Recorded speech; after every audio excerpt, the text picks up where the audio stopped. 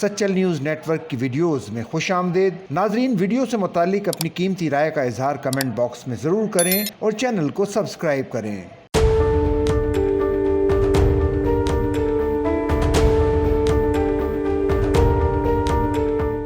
مرکزی جمعیت اہل حدیث پاکستان کے سربراہ پروفیسر سینیٹر ساجد میر 86 سال کی عمر میں انتقال کر گئے۔ 1938 کو سیالکوٹ میں پیدا ہونے والے ساجد میر کچھ عرصے سے علیل تھے۔ ان کا کچھ عرصے قبل اسلام آباد میں مہروں کا آپریشن ہوا تھا، جس کے بعد سے وہ شدید علیل ہو گئے تھے۔ 10 سال قبل ان کے دل میں اسٹنٹ بھی لگا تھا۔ پروفیسر ساجد میر گزشتہ 40 سال سے اپنی جماعت کے سربراہ چلے آ رہے تھے۔